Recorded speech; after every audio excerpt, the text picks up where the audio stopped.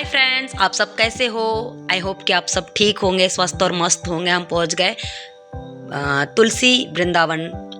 तो यहाँ बहुत सारी मूर्तियाँ हैं। विट्ठल जी की बहुत बड़ी मूर्ति है, तुकाराम जी की मूर्ति है, बहुत सारे संतों की मूर्तियाँ हैं, चित्रकलाकारी की गई है, बहुत सारे वैरायटीज तुलसियाँ भी हैं, नाम भी बहुत सारी है, वो बता नहीं सकती, मैं भूल गई, बहुत सारे नाम थे। ये पूरी उनकी मूर्तियां हैं संत लोगों की। तो चलिए यहाँ की कहानियाँ भी सुनते हुए चलेंगे। मूर्तियाँ देखते जाइए और कहानी सुनते जाइए।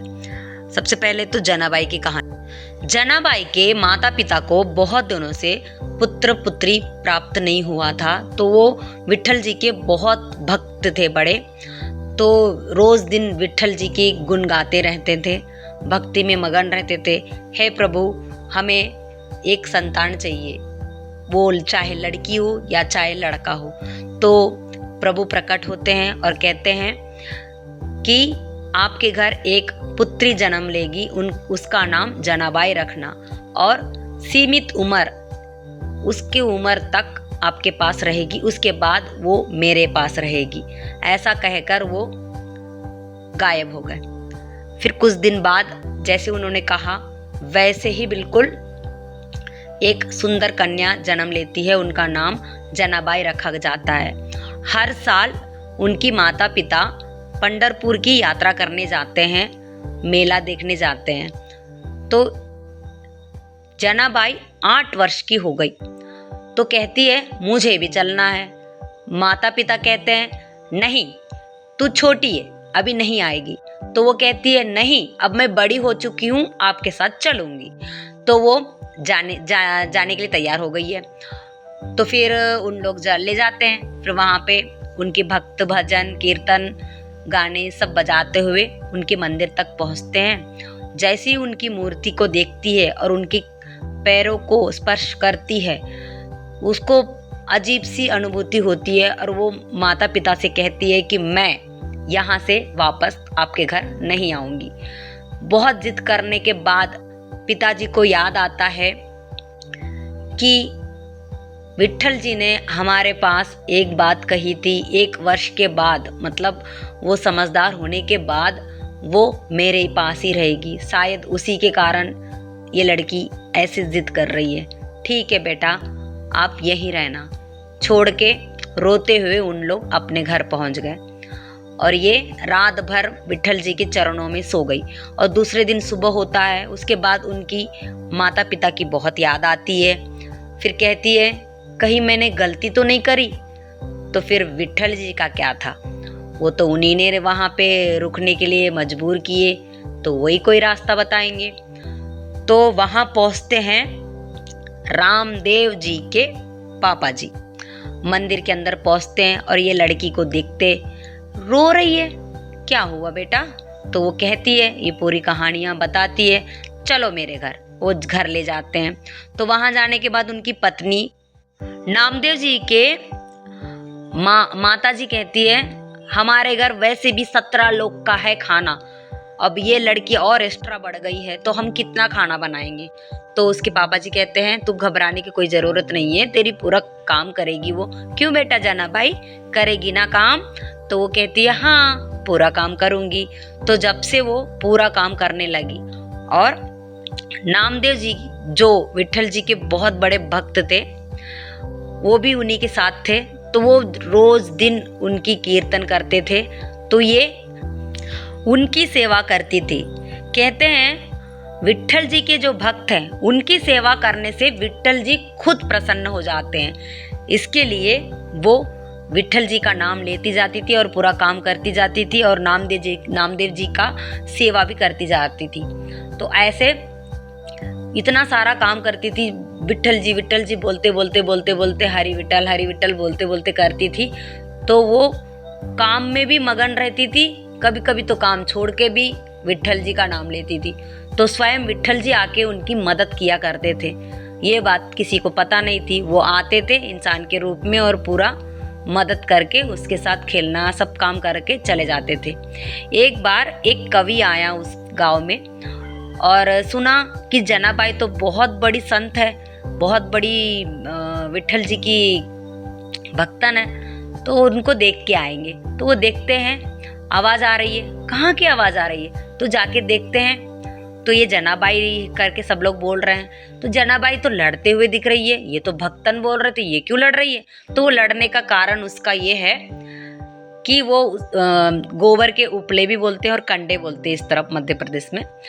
जो कंडे होते हैं वो मेरा चुराली करके वो झगड़ा कर रही है, और अपोजिट में जो महिला है वो बोलती है तेरे कंडे मैंने नहीं चुराए, अगर तुझे चाहिए तो इसमें से कोई भी कंडे उठा ले। तो वो कहती है ये मेरे कंडे नहीं है, मेरे कंडे मेरे वापस करो। तो वो कवि बोलता है ऐसा कंडे में क्या फर्क पड़ता है, ले लो तुम, झगड़ा खत्म करो। लेकिन जनाबाई क्या कहती है, मेरे कंडे में कान में रखोगे तो विट्ठल विट्ठल विट्ठल करके आवाज आएगा। तो वो ये तो हद हो गई, ऐसा भी कभी होता है क्या?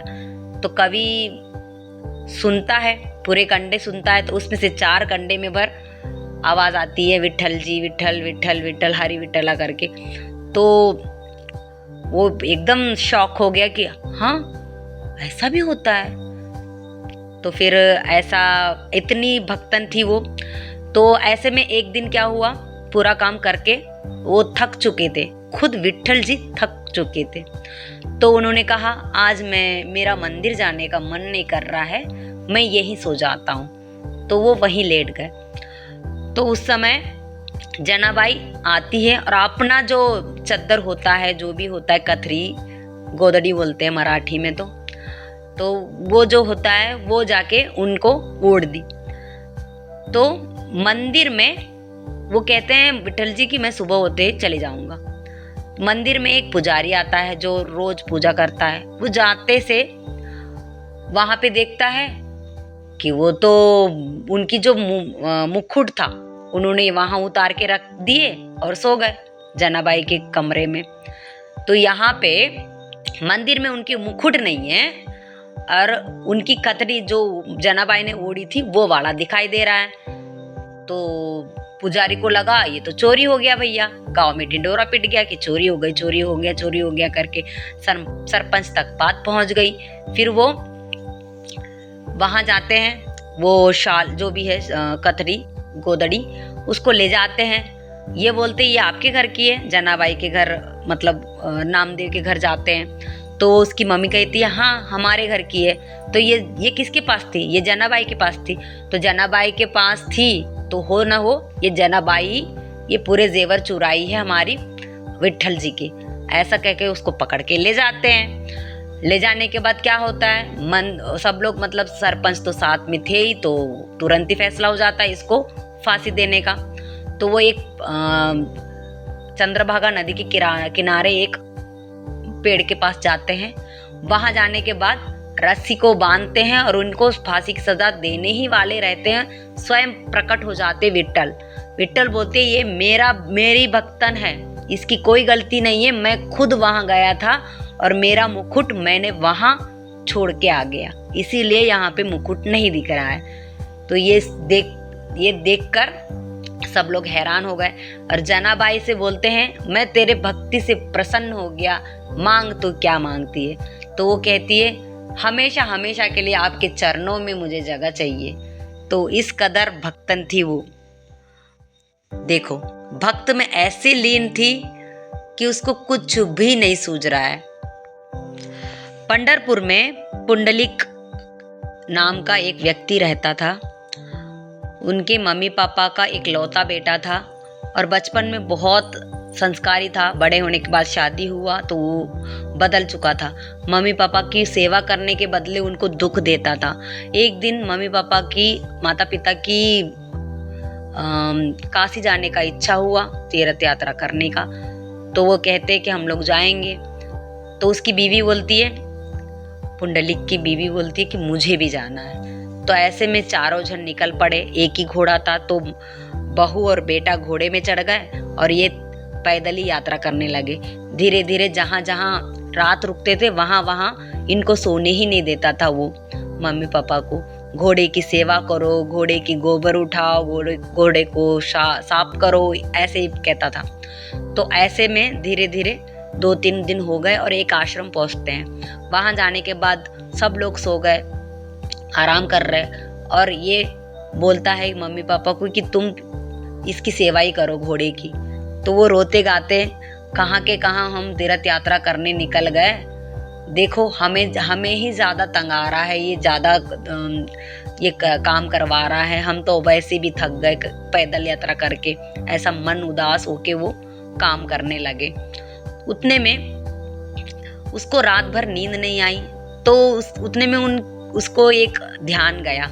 रात में 3 महिलाएं आती हैं जो गंदे कपड़े पहनकर आती है, और उस आश्रम में एक छोटा सा भगवान जी का कमरा है, विट्ठल जी का।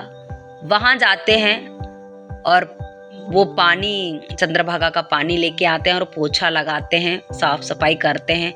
और अंदर वो एक झोपड़ा है, उन झोपड़े के अंदर जाते हैं तो उनके पूरे कपड़े बदलकर वो अप्सराएं जैसे आती है, ऐसे निकल गए बाहर।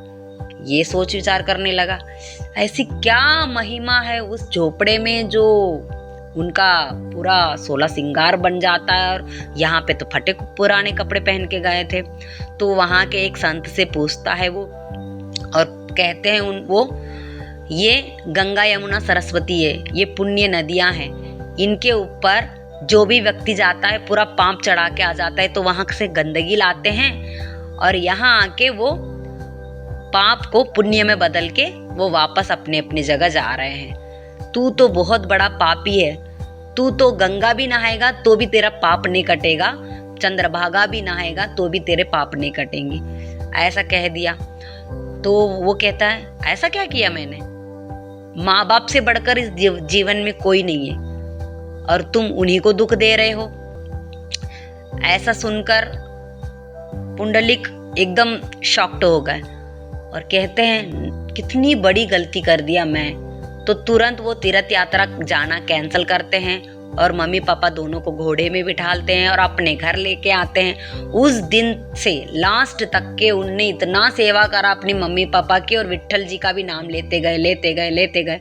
और इनकी माता पिता के प्रिय और विट्ठल जी के भक्त, ये दोनों के कारण विट्ठल जी स्वयं आते हैं वहाँ आने के बाद विट्ठल जी पुंडलिक करके आवाज देते हैं। वो समझ जाते हैं कि विट्ठल जी आए हैं, लेकिन मेरे माता पिता को मैं ऐसे ही छोड़ के मैं कैसे आ सकता हूँ, उन्हें अभी नींद लगी है, उनको अच्छी गहरी नींद में सुला देता हूँ, उसके बाद आता हूँ, क्षमा करिएगा।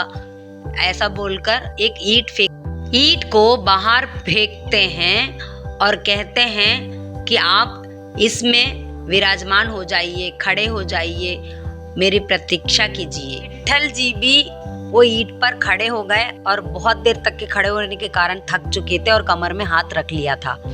जैसे माता पिता सोने लगे वैसे ही दौड़ के आता है और विट्ठल जी से माफ़ी मांगता है। तो वो विट्ठल जी कहते हैं मैं तुमसे प्रसन्न हुआ, मांगो जो मांगना चाहते हो वरदान में। तो वो कहते हैं आप यहीं रह जाइए और इन गाँव वासियों को, ग्रामवासियों को अच्छा आशीर्वाद दीजिए। तो वहीं वो रह गए। ये थी पंढरपुर की कहानी। आप सबको कैसा लगा, लाइक कीजिए, शेयर कीजिए, कमेंट कीजिए, सब्सक्राइब कीजिए। मिलते हैं अगले वीडियो में। Thank you so much.